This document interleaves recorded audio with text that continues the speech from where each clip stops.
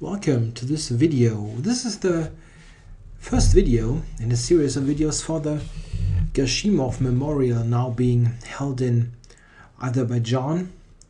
Not quite sure about the precise city. It's not in Baku as you would expect it to be. This is a double round robin tournament, 6 participants. The two top players of Azerbaijan, Mamedyarov and Rajabov, take part. We have Shakryiar from Russia, Fabiano Caruana from Italy, Hikaru Nakamura from the US, and the world champion Magnus Carlsen from Norway. So an excellent field, guaranteeing interesting chess. This will be 10 rounds, and with 6 participants, double round, it's clear, 10 rounds. And I will do coverage of this tournament in a game of the day format. For the candidates tournament, I did very extensive coverage with a couple of hours per day, which I cannot do at the moment. It's just a bit too much. So I'm going to present one game per round, and for this round it will be the game Carlsen-Mamedyarov. At the time of recording this, actually the 2 other games are still running. I still decided to do this game as it was very interesting. The 2 other games at the moment are running, and I don't know how they will end. So if you want, we can very briefly look at the positions. This is the first game that's still on. This is Nakamura Caruana. Here black is just somewhat better. It's not clear if he can really win the game, but let's see. I mean, it's tricky. White suffering from a bad bishop here on g2, so interesting to see how it is going to end. The other game still running is Kayakin. Game drawn. Rajabov, which is just being drawn. Okay, I wanted to say that this is probably going to end in a draw, and it ended in a draw. Okay, so let's go to the main thing. In the next couple of days for future rounds, I will probably record the video when the games are all finished. So I will do a very brief sum up of the other games, of the 2 games that I'm not covering in detail, and I'll do a detailed game of the day every time. So Carlsen playing white against Mamedyarov. We have a Slav defense, or now a semi-Slav with e6. Carlsen playing a d4 as white. He's playing about every opening, so it's not, you cannot say it's a surprise or anything. Can pretty much play any first move. And now bishop g5. He usually does that. I mean, e6, e3 is also a main line, of course, but Carlsen normally allows this kind of the Botvinnik and h6. The most principal continuations here for black are now h6 and d takes c4. D takes c4, the pure Botvinnik variation, has been under cloud for a while. It's not a field of theory where I can really tell you how the current state of matters is. I mean, it's for a number of years, the Botvinnik has a slightly dodgy reputation, and I don't really think this has changed much, as you don't see it played on the highest level really. And those guys, I think they would play it if they would find some ways in these complications. Top players mostly go for h6 here, which can lead to this type of position, with black having the 2 bishops and white having better development and good central control. This is a kind of fair trade, let's say, where often chances are nicely distributed. So black has some chances to win a game or 2 with the bishops, but white has good central play. This is what Carlsen normally does after h6. He does not play the positions after bishop h4 so much. This so-called anti-Moscow Gambit. This has been the rage a couple of years ago. Oh, they played it like on and on and on. And it's one of the very few lines in chess where black can combine the moves b5 and g5 early and not being totally worse. Yeah, I think the verdict on this line is still open. Black seems to hold its own, but it's reasonably unclear. Yeah, in this game, Mamedyarov played knight b to d7, which is the third option, really. Yeah, we now transpose to a queen's gambit, declined, and here white has two choices. He can take on d5, leading to the exchange variation, or the Carlsbad variation, as it is quite often called. However, here white is already committed to a knight on f3, which already has he has committed the knight to f3, which means he cannot play the setup with bishop to d3 and knight e2 anymore, which feels like a slight concession. However, this is a continuation that I could easily imagine Magnus playing, as he likes this kind of clear structures. In this game, however, he didn't exchange. On d5 he played e3, after which it is pretty much clear that black now will play queen a5, leading to the so-called Cambridge Springs variation, named after this place in the US where it had been played first. Yeah, I think more than 100 years ago, or about 100 years ago. Yeah, queen a5 is a very interesting move, and it's quite untypical of the queen's gambit, as black is initiating a quick counterplay with this pin, knight e4, bishop b4. These are the moves that black is trying to play, and it is much more active in comparison to a move like bishop to e7, which really nowadays has a very old-fashioned look to it, playing this sort of passive defense.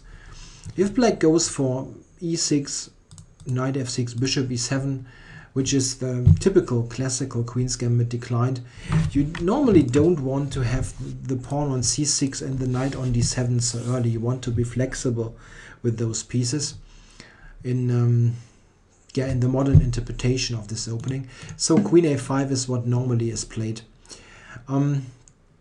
once we have this position. Yeah, and now we've got this pinning business. White has two options, knight d2 or queen or cd5.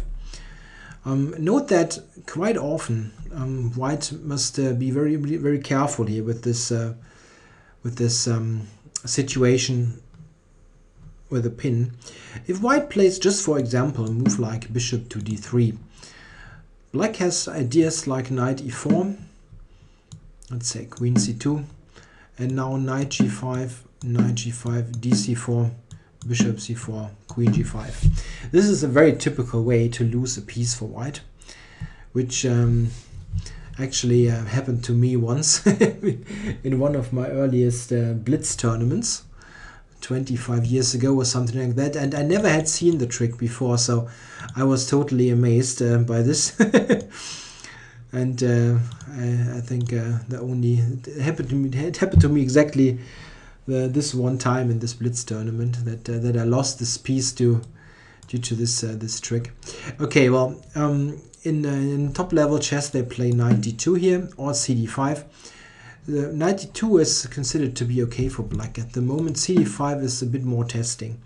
Knight d5, of course, you want to have this pressure here, not capturing with a pawn. Yeah, now Carlsen played rook to c1. This is a relatively recent development, this move. In former years, they mostly played queen to d2 here, after which the normal continuation is bishop b4 and then rook c1. This is perfectly okay for both sides. It's a good line.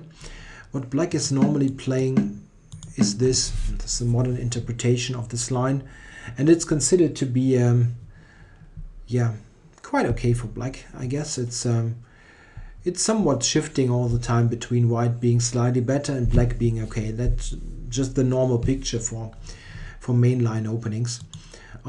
This Rook C1 move, however, tries to improve on that. It's not a novelty, of course, it has been played before. The idea is that after Bishop to B4 now, which was not played in the game, but after that, White is not going Queen D2 to transpose, but White will play A3. And this is an interesting try. It's just check, allowing a sacrifice here. Queen A3, Black can grab a pawn, but this is dangerous, quite frankly. Very often White will obtain very serious compensation here. He's got a good central pawn mass and he's got a good development. It's a question what White exactly is playing here. Queen D2 is one move. Black very rarely dares to take the pawn. If he dares to do that, that's normally this is inserted, then the capture, and now Queen D2. Yeah, this has been played in a game, Kramnik playing White against Shakryiar in Moscow 2010. Kramnik later won the game. White will have a serious compensation. It's very, you need to be need to play with very good nerves as Black. If you grab such a pawn. In this game, it was different.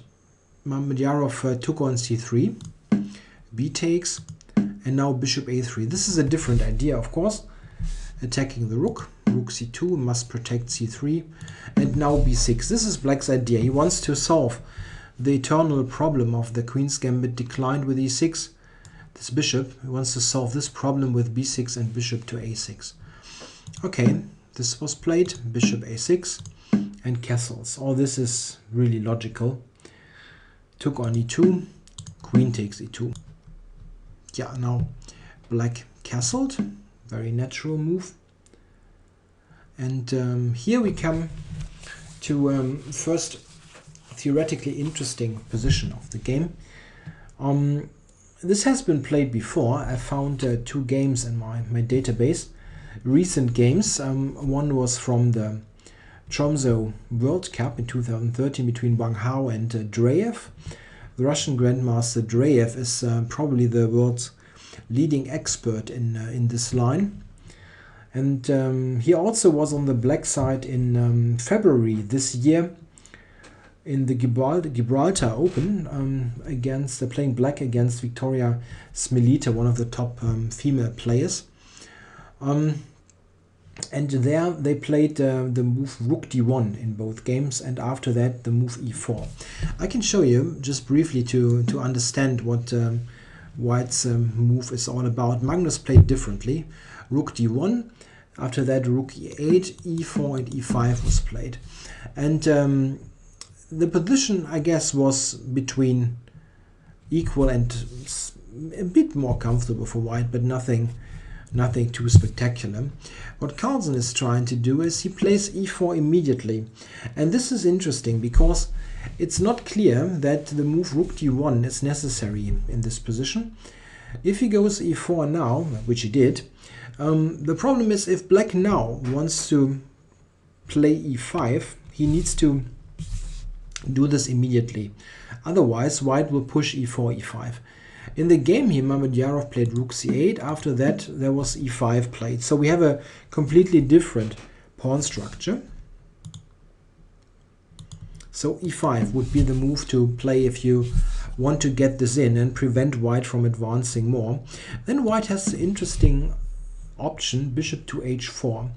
That's quite an interesting way to play. Bishop to H4 intends to put it to G3 and increase the pressure on the E5 pawn. And it's a bit tricky for Black here to play because you don't really want to take on D4. Let's say, for example, Rook E8, Bishop to G3, and now this capture. This is something that you're very reluctant to do because after C takes, the Rook on C2 is instantly becoming a very good and effective piece, attacking the weakness here. And this does not feel right, this capture. You don't want to play F6. I mean, besides, check. okay, here there's a very concrete reason not to play it, but it also looks strategically wrong. So you maybe you want to cover it with bishop d6, also getting this slightly offside bishop into play. Yeah, after that, white plays something like rook d1, and this makes the piece on the d5 feel a bit strange. So I think white is a bit better here after e5. It just feels slightly better for white. He played rook c8, Mamedyarov did, and after that e5 was played. So we have a different pawn structure now.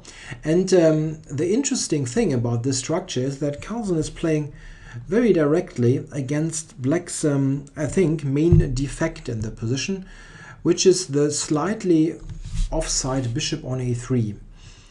This bishop is at the moment completely without any destination squares. It cannot move anywhere. Everything's covered.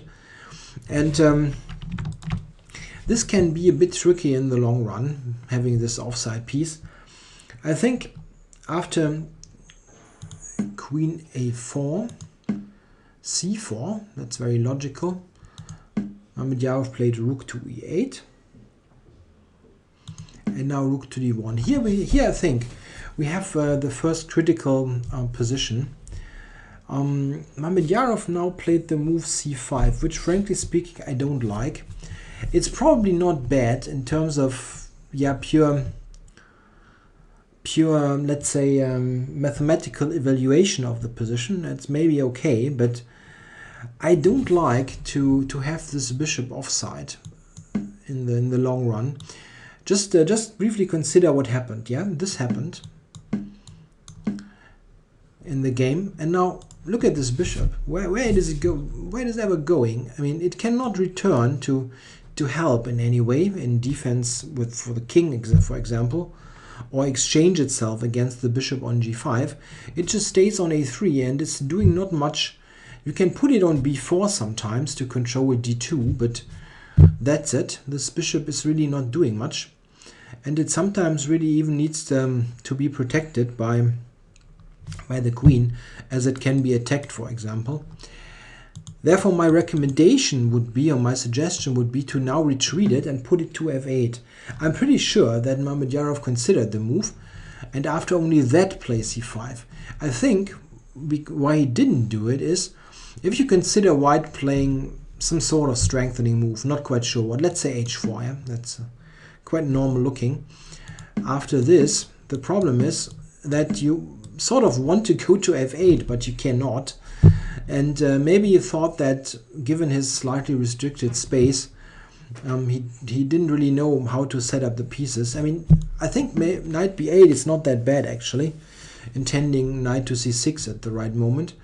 But this is maybe what he didn't like, this type of position where those two pieces need to be arranged differently. I still prefer that to the game. I think in the game it wasn't totally terrible, but very tricky to play. We look at this rook d5 was played. cd5, by the way, is not so convincing because there is the move c4, and the c-pawn gets some counterplay. Knight takes e5 looks strong at first, but if we get to the end of this line, we see that white will have very strong play with the d-pawn. Maybe you don't appreciate it at first, but if you look at this in a bit more detail, you see that this is very, very dangerous. If black plays c4, for example, there is the instant d6, d7, and black is basically busted. Yeah, but c4 immediately gives black very decent counterplay. Rook d5, Carlsen's move, I think is just stronger.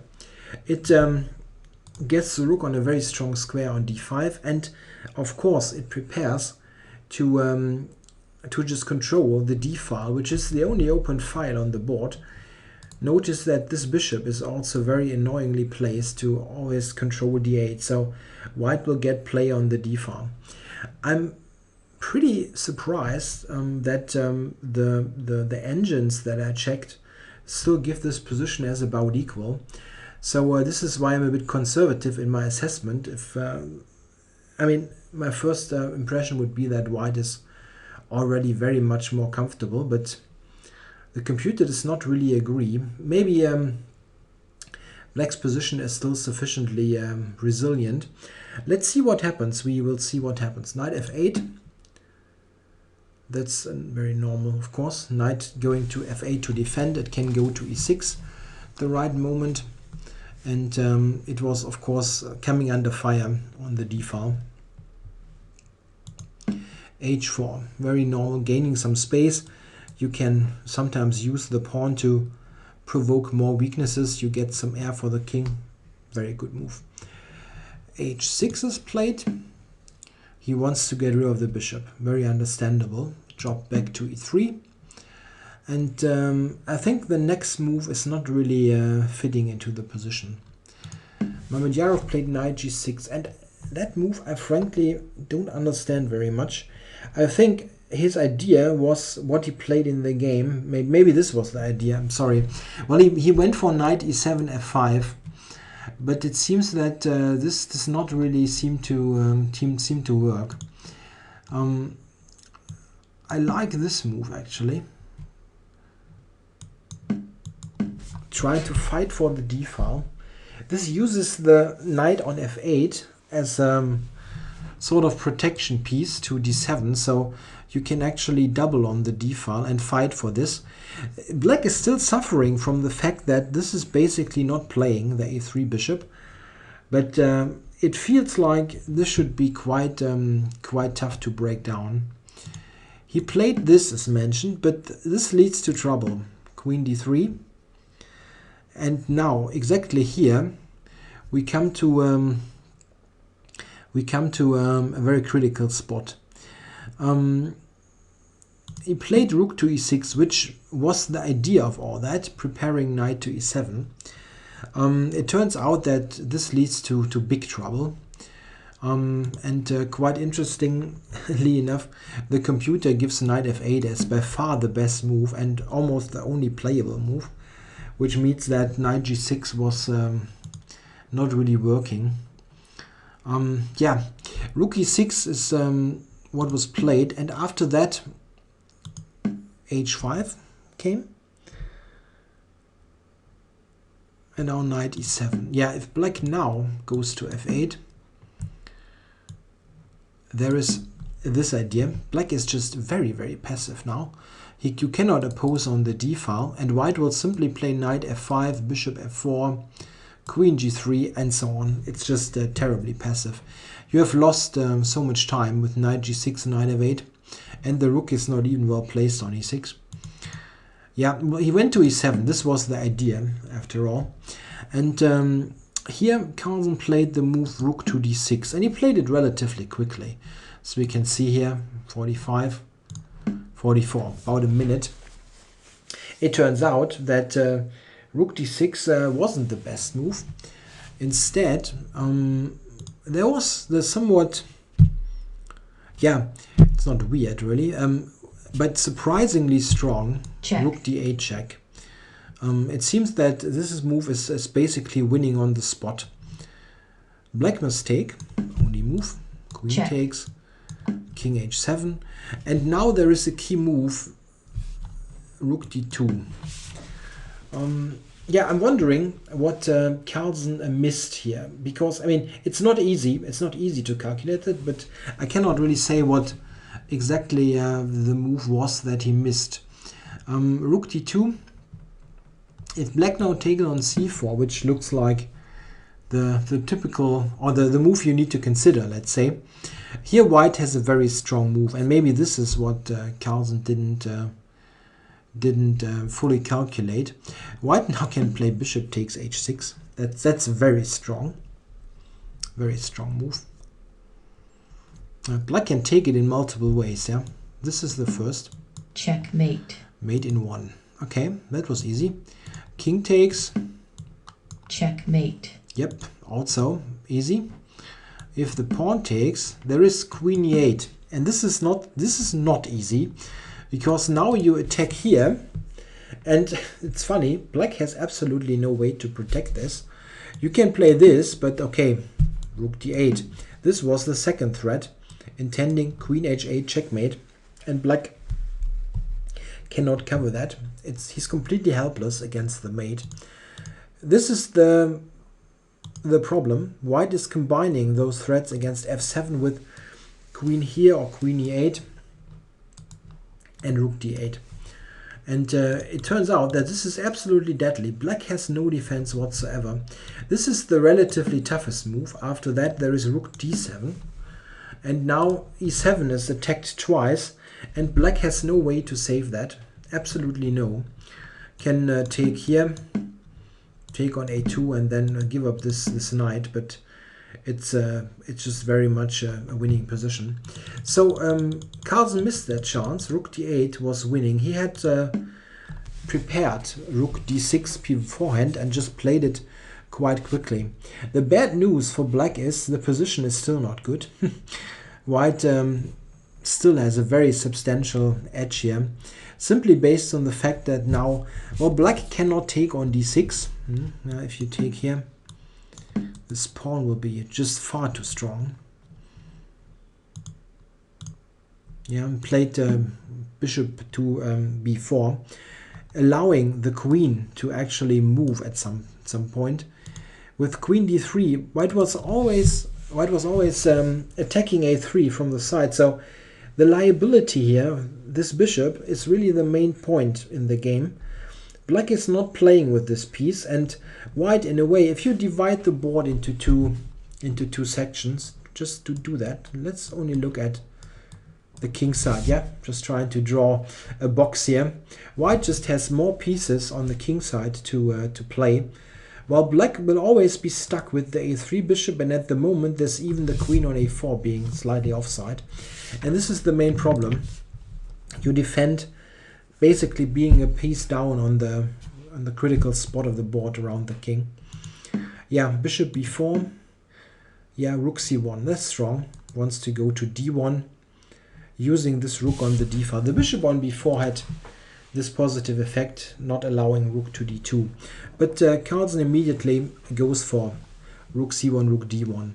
Yeah, here in this position, Mamedyarov played rook to e8. It's important, of course, to note that queen a2 is not working. Check. Check. Due to that, here just f7 is attacked and black cannot protect it. It's just like that. All pieces are offside here, and there is no piece that can protect f7. White is just going to take it next move. And there are still tactical ideas that might even lead to quicker finishes. This is one of them. Already know this motif.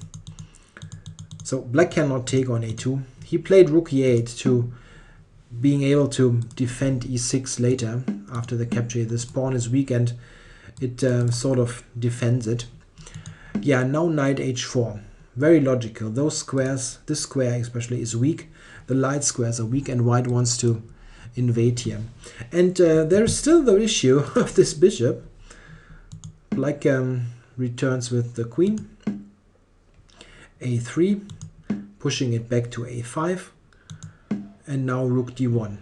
This piece has absolutely no square. White controls the d file and white invades on g6. All these things summing up to a very substantial advantage. Probably it's not possible to defend this anymore.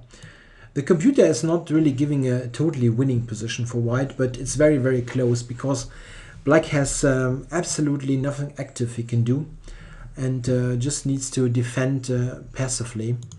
Yeah, queen c7 was played, and now Carlsen went for knight g6. Here also f4 was a good move. This was my first idea here, just to gain space and long term maybe even push g4. You have 4 against 3 here, which you can advance, and this wouldn't have been bad, but his move I think is just even stronger. He does not play f4 quickly because this is a nice diagonal that might be useful in terms of sacrificing later. He just went for knight g6, and the big problem is that black always is in danger to run into a totally passive position after queen d7. And yeah, he took now on g6. Hard to not take, really. But just for argument's sake, what happens if he avoids it? Yeah, the problem is white is going to invade rather quickly. Queen d6, yeah. Queen d7 is not so convincing as the bishop gets into play. Queen d6 is much stronger, as now the queen trade here is coming with a tempo on the knight, and the knight does not have any good square. Let's say to b8, yeah, okay. And now I'm going to push here. The knight has absolutely nowhere to go. White is totally dominating here. Yeah, he took on g6, and now the queen recaptured. The pawn recapture looks good at first, actually, but black can really take on e5. This is very important. The big point is that the move bishop h6, which at first looks really strong because, well, taking is failing miserably. Mate threats here, and the rook hangs. Black does not need to take, however. Black can play a move like rook f8. And this, in fact, is not totally convincing for white. You sort of, yeah, you struck a bit too early here. Not necessary. He just took with the queen. Now takes and the queen takes. Yeah. Now the rook is hanging. This is hanging. The only move that black has is queen f7. Absolutely the only move. And now a very strong, typical move for Carlsen's style. Plays rook d3. Sort of saying, okay, what are you doing now? This just covers the all-important square here on c3. So the bishop cannot return into the game. And it really asked black, make a move, please. What are you doing now? And black has no move. It's just very, very sad. He played a6 now, which was just answered by a4, blocking the b5 idea. And yeah, black went rook f8. There really is not much else. If you take here, you find yourself in a really depressing endgame. White will just push f4, g4, king over to e4, f5, and black has no moves really. He cannot play b5. The bishop is totally offside, and white can at any time invade on d6 or d7. Just terrible. Yeah, he played rook f8, and now just g4, gaining space. You can gain space here while queens are still on the board. There's no problem. Black has no counterplay whatsoever. Yeah, it's just like playing a piece up. If you look at this area, you're playing with an extra bishop. This thing is not playing. Queen to e8 was played, and now rook to d6, attacking on e6. Yeah, and here e6 is of course attacked twice, and yeah, white will just take it. If black plays a passive move, something like that, I'll just take here and win easily. The end game is very sad, as already described. So Mamedyarov decided to grab on a4, just take this. But this unfortunately leads to a very quick defeat. Check. Queen takes e6, king moves, and now, not difficult to see, bishop takes h6. Yeah, attacking with an extra piece is always nice, and this is one of those cases. This is basically white's extra piece. You can sacrifice it here to open up the king position. And yeah, black can of course not take. Check. After this. Check. Check. Checkmate. We have a very quick checkmate. Yeah, so what is black going to do? You need to give checks yourself, as white is of course also threatening to take on g7 and breaking through. So let's say a move like that, for example. Check. White will just take. Check. And we get basically the same thing as seen before. Check. Gave the check. And now in typical desperation mode, Check. took on f2. which is yeah, as good as any move. You really don't have any defense. It's quite funny that the computer evaluates this move as mate in 18 for white. It's always depressing if the computer gives such an evaluation. Like, okay, that's easy, yeah, mate in 18 moves. You don't see that? Okay, well, you can easily spot that white wins, but not exactly that it's a mate in 18 moves. Yeah, Carlsen took it. Check. And now black has a number of checks, but white can always escape by advancing with the king. That's very important. Check. This check now. Yeah, gave it back here. And now to f5. And the important thing is, yeah, well, you're at the moment, you're a piece up, and if black wants to get it back, let's say plays queen takes here. Check. Yeah, this is in fact the easiest.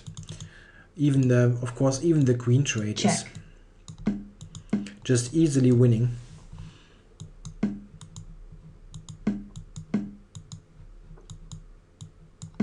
Yeah, and white will promote one of the pawns.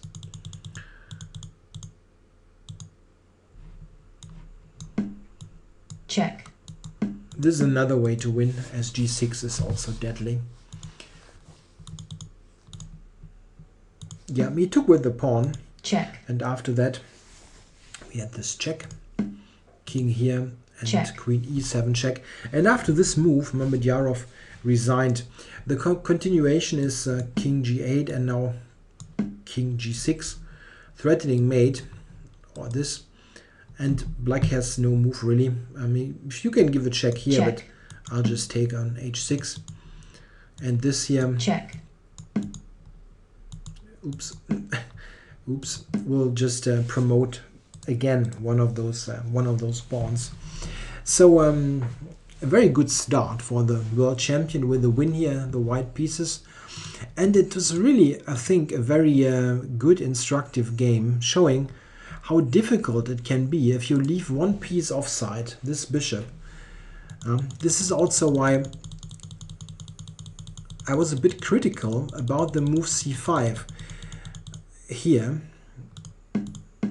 as this basically initiates this situation with the bishop on a3, and my idea was to play this back and then play c5. Yeah, that's always a very tough decision. I mean, I'm pretty sure. I mean, Mamedyarov is an excellent player. He was aware that this is slightly offside, this piece, but he probably thought that it would irritate white a bit, like with this controlling d2, but it didn't work out in the end. It felt like the burden on black to play super precisely was just too high to carry, and at the end he went down to the enormous pressure that white had. Note that Carlsen already could have won on move 24